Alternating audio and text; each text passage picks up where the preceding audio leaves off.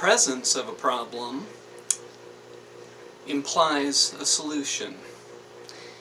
Of course, we got to get ego and irrationality and control out of the way. But to give you a brief idea about how I decide which topics to talk about, today when I was exercising, a song came on right after I had this thought about problems implying a solution, which is an idea I've lived by for a while. And the song that came on was Frente's version of Bizarre Love Triangle, originally by New Order, and it talks about the word problem very early on in the song, like twice in 2 sentences, so I thought, okay, there's some synchronicity. I'll explore this a little bit.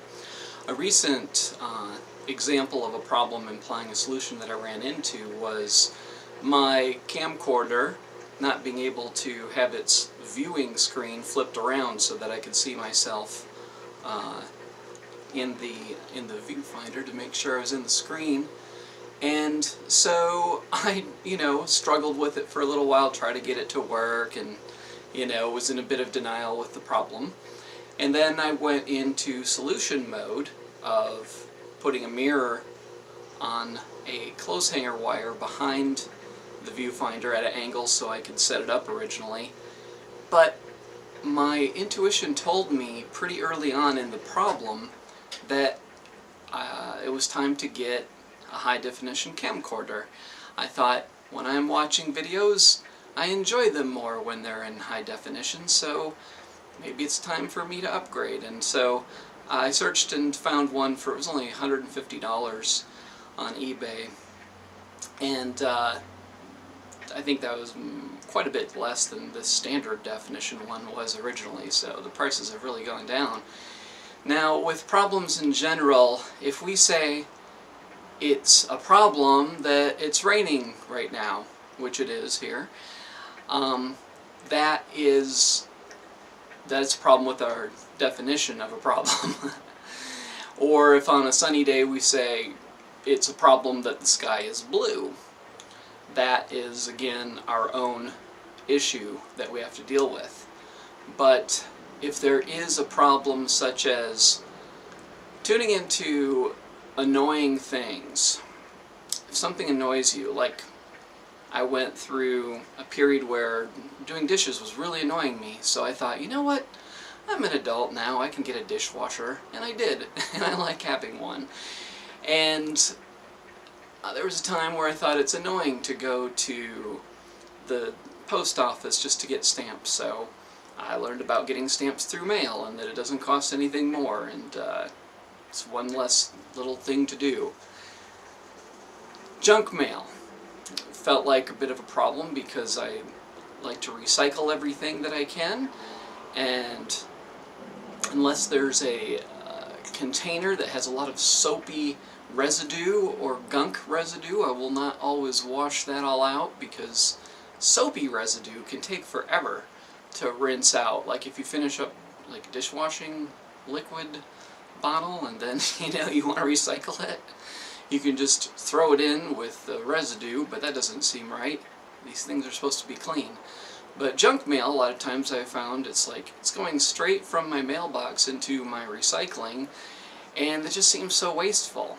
So that felt like a problem. So, exploring solutions, I found that I could request to be removed from mailing lists of various catalogs and other coupon things or whatever. Just with the internet, it's a lot easier to get a hold of people, drop them an email and say, remove my address, and they don't want to send stuff, generally speaking, to people that don't read it or value it, so it saves them money on the postage. And paying bills, for a long time just felt annoying and just didn't feel like something I wanted to do with writing out checks and mailing them in and that whole process. So that got me looking into online automatic payments, and now my rent is the only thing that I write a check for, and everything else is automatically debited, and it's nice to limit these things. So even though some spiritual traditions talk about the major focus upon allowing and letting things happen, and don't let yourself get disturbed by these things, I like to balance that out with the idea that there is a yang side in terms of taking action and making life less annoying, and allowing ourselves to live easily.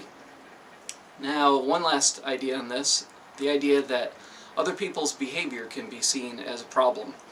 And all we can really do in that realm is to talk about what we would like to be different, but if the other person doesn't agree or just isn't ready for the kind of change that we would prefer, then we do have to let go, because this is a realm that we can focus on a lot if we're looking for problems, is how other people do things. But we have to keep in mind that in this moment, with the billions of people on the planet, everybody is where they are because of a combination of the environment in which they were born into, the genetics they inherited, and the choices that they've made along the way.